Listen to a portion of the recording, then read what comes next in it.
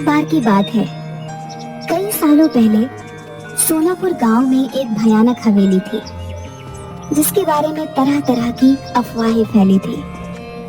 हर किसी का मानना था कि उस हवेली में कोई चुड़ैल का साया है। काफी बार गांव वालों को वहां पर चुड़ैल के होने का एहसास भी हुआ था। एक बार गांव के लोग गांव के चौराहे पर बैठकर सभी हवेली के बारे में बात कर रहे थे। अरे भैया, हवेली में भूत का साया है। मैंने खुद पेड़ों से फूलों को उड़ते हुए खुद हवेली में जाते हुए देखा है। अरे नहीं कर लो भैया, वहाँ भूत का नहीं, वहाँ पर चुड़ैल का साया है। मैंने 2 पायलों की आवाज सुनी है। अरे सुनील चचा, भूत चुड़ैल नहीं, वहाँ तो राक्षस है, राक्षस। मैंने देखा, मेरी गाय का दूध अपने आप निकलकर बर्तन में चला गया भैया, और फिर बर्तन हवेली में। बात तो सही है, मैंने भी हंसने की बहुत सी आवाजें सुनी है। जमींदार साहब, आपको हवेली और गांव के बीच में मजबूत दीवार बना देनी चाहिए। कम से कम ये भूत हमारे बच्चों को तो नुकसान नहीं पहुंचाएंगे। न जाने हवेली में भूत है कि चुड़ैल, लेकिन एक बार जब मेरे पति लकड़ियां काट रहे थे तो उनकी कुल्हाड़ी नीचे गिर गई। अचानक कुल्हाड़ी न जाने कैसे उड़ते हुए वापस उनके हाथ में आ गई। मेरी तो डर के मारे जान ही निकल गई थी। हाँ बेटिया, सच कहती हो, वहाँ कोई है जिसने हमारी सहायता की। मेरी पोती तालाब में डूब गई थी। अचानक तेज हवा चली और मेरी बेटी तालाब से उड़ती हुई बाहर आ गई। देखो भाइयों, मेरा बेटा अमेरिका से वापस आ रहा है। कुछ दिनों के बाद वो वापस चला जाएगा। उसे इन सब घटनाओं के बारे में खबर नहीं होनी चाहिए। उसके जाने के बाद मैं ये दीवार पक्की करवा दूंगा। गांव के एक किसान का बेटा भीखू खाद लेने शहर जा रहा था। रास्ता हवेली के सामने से ही गुजरता। जब वह हवेली के आगे से डरता हुआ पहुंचा तो उसने देखा एक सुंदर सी लड़की उसके सामने आकर खड़ी हो गई। तुम कौन हो और यहाँ क्या कर रही हो? तुम्हें नहीं पता ये हवेली भूतिया है, यहाँ रहना खतरे से खाली नहीं। मेरा नाम किरण है, मैं तो यहीं रहती हूँ। हम यहाँ आते जाते हैं, भूत तो नहीं देखा हमने कभी। अच्छा, पर ये तो भूतिया हवेली है, पर लोग कहते हैं यहाँ भयंकर चुड़ैलें रहती हैं। ये सब सुनकर भीखू मन ही मन डरने लगा। उसके दिमाग में यही चल रहा था कि जो कुछ भी आज तक उसने सुना वो सच है या झूठ। तभी किरण बोली, तुम्हें पता है मैं हवेली में ही रहती हूँ। अब ये क्या कह रही हो? पूरा गांव जानता है कि इस हवेली में भूत चुड़ैल रहती है। तुम चुड़ैल भूत जैसी चीजों पर विश्वास रखते हो? मैं फालतू में ही इतना सोच रहा हूँ। ये लड़की होकर भी नहीं डर रही। ये भूत चुड़ैल मन का वहम है, ये सच्चाई थोड़ी ना है। आओ तुम्हें मैं अपने बाकी लोगों से मिलवाती हूँ, इससे तुम्हारा डर हमेशा के लिए खत्म हो जाएगा। भीखू किरण के पीछे पीछे चलने लगा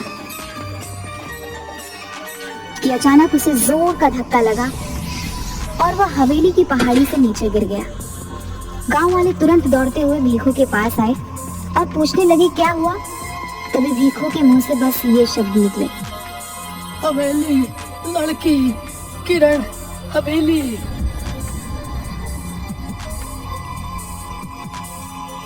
अब तो गांव में डर का भयानक माहौल बन गया था। सबको विश्वास हो गया था कि हवेली में किसी किरण नाम की चुड़ैल का साया है, जिसने भीखू को मार दिया है। इस घटना के अगले दिन ही जमींदार साहब का बेटा राजेश अपने दोस्त मयंक के साथ गांव आ रहा होता है। हे भगवान, शाम हो गई है, हवेली के आगे से गुजरना होगा। अरे राजेश भैया, आप उस हवेली की तरफ मत देखना, कहीं उन चुड़ैलों का साया आप पर भी ना पड़ जाए। अरे राजेश, ये तेरा ड्राइवर क्या कह रहा है? चुड़ैलों का साया? गांव के अंधविश्वासों का तो अपना ही मजा है। अरे ड्राइवर भैया, आप चुपचाप गाड़ी चलाओ ना, ये सब अंधविश्वास है, हम सब ये नहीं मानते। भैया, आज तक इस भूतिया हवेली में कोई एक रात नहीं गुजार पाया। बड़े बड़े लोग आए और बड़े बड़े दावे किए और फिर हार मानकर चले गए। अरे हम पढ़े लिखे लोग हैं, अमेरिका से आए, हम इन सब बातों को नहीं मानते। ये सब अंधविश्वास है। अगर हमें सचमुच भूत प्रेत देखने को मिल जाए तो इन छुट्टियों का मजा आ जाएगा। क्यों राजेश? क्या हुआ बिरजू? अरे ये गाड़ी के आगे इतने सारे फूल कैसे पड़े? लगता है किसी ने हमारा स्वागत करने के लिए रखे। तो यार उतना खतरे से खाली नहीं भैया, मैंने अभी अभी किसी को यहाँ से जाते हुए देखा है। ये सब हवेली की चुड़ैलों का काम है। अरे तुम गांव वाले भी कमाल हो, हैं? खुद ही सब कुछ करके शर्मिंदा हो जाते हो। मैं सब जानता हूँ, गांव वालों ने ये फूल बिछाए होंगे, लेकिन अब अपना नाम बताना नहीं चाहते। राजेश भैया मैं झूठ नहीं बोल रहा, जब आप हवेली में एक रात बिता लेंगे तो आपकी सोच भी बदल जाएगी। यार बिरजू तुम पहले घर पहुंचाओ, बाद में देखेंगे। अभी तो बहुत जोर से भूख लगी है। मेरे पेट में तो हाथी चूहे भूत प्रेत सब दौड़ रहे हैं।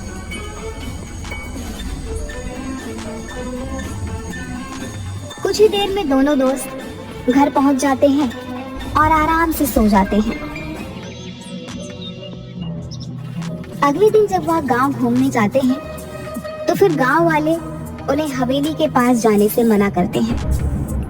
आखिरकार गांव वालों की सोच को बदलने के लिए राजेश और मयंक उस हवेली में एक रात बिताने का फैसला करते हैं। ये मैं क्या सुन रहा हूँ राजेश, तुम हवेली में जाना चाहते हो? अरे तुम्हारा दिमाग तो ठीक है, मैं तुम्हें कभी इसकी आज्ञा नहीं दूंगा। पिताजी हम अमेरिका से पढ़कर आए हैं, हम ऐसे अंधविश्वासों को नहीं मानते। वैसे भी वो हवेली बहुत पुरानी है, हम उसे हेरिटेज होटल बनाना चाहते हैं, करोड़ों की प्रॉपर्टी है। अरे चाचा जी हो सकता है इस हवेली में कुछ लोगों ने कब्जा करने के लिए इस तरह की अफवाहें उड़ाई हो, हम हमेशा के लिए इन सब का समाधान कर देंगे। ठीक है, अगर तुम लोग नहीं मानते तो जाओ, लेकिन अपने साथ 2 गार्ड, बंदूक और सुरक्षा का सारा सामान साथ ले जाओ।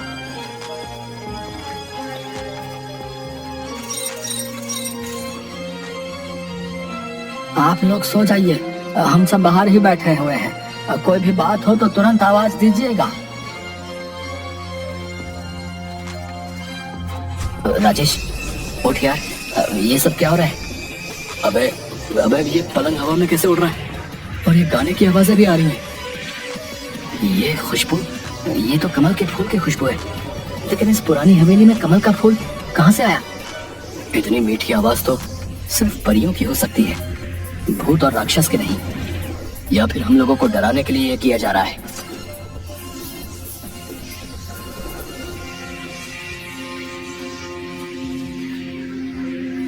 क्या तुमने वही देखा जो मैं देख रहा हूँ? हाँ यार, ये तो सचमुच भूतिया है। नहीं, हम यूं विश्वास नहीं कर सकते। मुझे तो लगता है कि ये कोई ऐसा बंदा है जिसे इस टाइप के हॉरर इफेक्ट के बारे में बहुत कुछ पता है। चलो हवेली की लाइब्रेरी में चलते हैं, कुछ तो मिलेगा।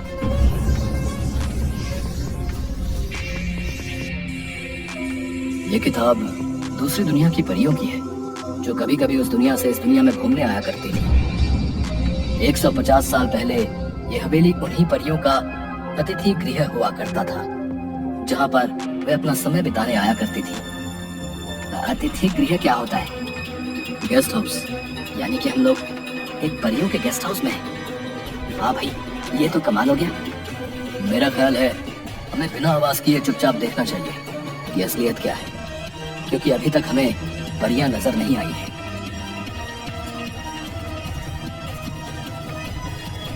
इसके बाद वो परियों का इंतजार करने लगते हैं। तभी अचानक उनके सामने जादुई संगीत बजने लगता है और बहुत सारी परियां सामने प्रकट हो जाती हैं। मैं हुस्न परी हूँ, हमारे घर में आपका स्वागत है मानव मित्रों। हमें खुशी हुई कि तुम हमारे यहाँ आए। आप दोनों तो कितनी अच्छी हो, तो आप लोगों से लोग डरते क्यों हैं? इसका जवाब तो वही दे सकते हैं। क्या तुम दोनों को भूख लगी है? हाँ भूख तो लगी है, जो खाना लाए थे वो तो कब का खा चुके हैं हम दोनों। क्या तुम हमारी मदद करोगे इस हवेली की सफाई करने में? हाँ क्यों नहीं। आवाज सुन जब गार्ड धीरज और मुन्ना अंदर आता है तो उसे मयंक और राजेश उड़ते हुए दिखाई देते हैं, पर परियां नहीं दिखाई देती। वो डर कर उन्हें छोड़कर वहाँ से भाग जाते हैं और जमींदार के पास पहुँचते हैं। जमींदार साहब गजब हो गया, लगता है राजेश भैया और उनके दोस्त को भूतों ने अपने कब्जे में कर लिया। वो दोनों हवा में उड़ रहे थे। हे भगवान, अब क्या होगा? मेरे बच्चों को प्रेतों ने अपने कब्जे में लिया है। भूतों ने नहीं, चुड़ैल ने किया है। क्योंकि वहाँ से लड़कियों की आवाजें आ रही थी, वो गाना भी गा रही थी। हमने पायलों की आवाज भी सुनी। सभी गांव वाले बुरी तरीके से डर जाते हैं। मयंक और राजेश अगले दिन जैसे ही सूरज उगता है उन दोनों परियों को अलविदा कहते हैं। हम पर विश्वास करने के लिए धन्यवाद राजेश और मयंक, लेकिन गांव वाले हम पर भरोसा नहीं करते। इस हवेली से हमारी यादें जुड़ी हैं, इसलिए जब भी मन करता है तो कुछ वक्त बिताने हम यहाँ आ जाते हैं। लेकिन भीखू पर हमला तो सुबह हुआ था। मैं यही बताना चाहती हूँ, भीखू पर हमला हमने नहीं किया। हम तो सिर्फ गांव वालों को शहर से भागकर आए हुए तस्करों से बचाने की कोशिश कर रहे थे, जो सुबह के समय इस हवेली में छुपे रहते हैं और रात को तस्करी के लिए निकल जाते हैं। परियां राजेश और मयंक को बताती हैं, उस दिन जिस दिन पहाड़ी से गिरकर मर गया, उस दिन परी उसकी रक्षा कर रही थी, लेकिन सिर्फ भीखू को ही दिखाई दे रही थी। जब तस्करों ने भीखू को हवेली की तरफ आते हुए देखा तो उन्होंने उसे पीछे से धक्का दे दिया ताकि उनका रहस्य किसी और को न पता चल जाए। तो क्या तस्कर आपको नहीं देख सकते? नहीं, हमें सिर्फ वही देख सकता है जिसके आगे हम अपने आप को खुद दिखाना चाहें। हमने गांव वालों को तस्करों के बारे में बताने की काफी कोशिश की, लेकिन डरपोक गांव वाले हवेली में नहीं आए। आपको परेशान होने की कोई जरूरत नहीं है। आपने हमारे गांव की रक्षा के लिए इतने सालों तक हमारा साथ दिया है। आपकी सच्चाई हम सभी गांव वालों को बताएंगे और हम सभी गांव वालों के साथ अगले हफ्ते दीपावली मनाने यहाँ आएंगे।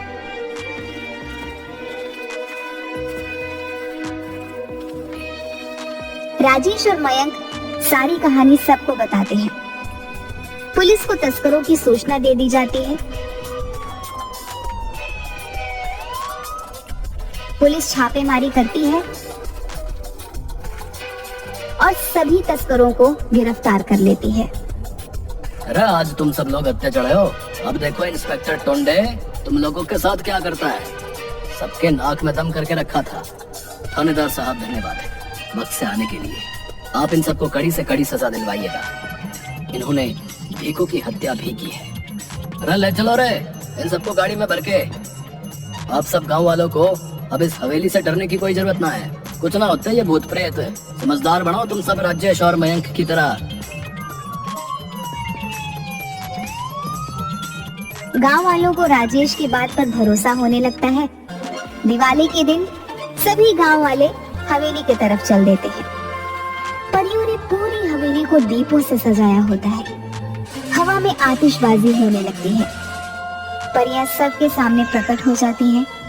परियों को देखकर सभी बहुत खुश होते हैं और उनके साथ मिलकर दिवाली मनाते हैं। इसके बाद सभी हंसी खुशी से गांव में रहने लगते हैं।